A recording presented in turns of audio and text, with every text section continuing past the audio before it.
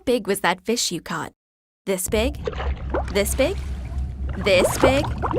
Without photographic evidence, there's nothing that proves you caught a whopper. And that's been true since the dawn of fishing.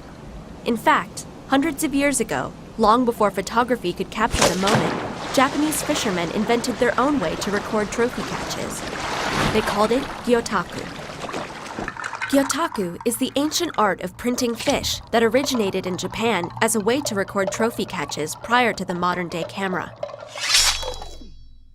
Gyo means fish, and taku means impression. There are several different stories about how Gyotaku came about, but it basically started with fishermen needing a way to record the species and size of the fish they caught over 100 years ago. Fishermen took paper, ink, and brushes out to sea with them. They told stories of great adventures at sea. Since the Japanese revered certain fish, the fishermen would take a rubbing from these fish and release them. To make the rubbing, they would paint the fish with non-toxic sumi ink and print them on rice paper. This way, they could be released or cleaned and sold at market. The first prints like this were for records only, with no extra details. It wasn't until the mid-1800s that they began painting eye details and other embellishments onto the prints. One famous nobleman, Lord Sakai, was an avid fisherman, and when he made a large catch, he wanted to preserve the memory of the large red sea bream. To do so, he commissioned a fisherman to print his catch.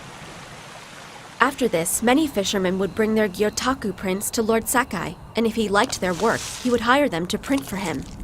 Many prints hung in the palace during the Edo period. After this period, Gyotaku was not as popular and began to fade away. Today, Gyotaku has become a popular art form enjoyed by many, and the prints are said to bring good luck to the fishermen, but the art form is quite different than it used to be. Most artists today learn on their own by trial and error. Before the artist begins to print, the fish needs to be prepared for printing. First, the artist places the fish on a hollowed-out surface. Then the artist spreads the fins out and pins them down on the board to dry. They then clean the fish with water. When it comes time to print, there are two different methods. The indirect method begins with pasting moist fabric or paper onto the fish using rice paste. Then the artist uses a tampo or a cotton ball covered in silk to put ink on the fabric or paper to produce the print. This method requires more skill, and great care needs to be taken when pulling the paper off the fish so the paper doesn't tear. In the direct method, the artist paints directly on the fish and then gently presses the moist fabric or paper into the fish. With both of these methods, no two prints are exactly alike, but both reveal dramatic images of the fish.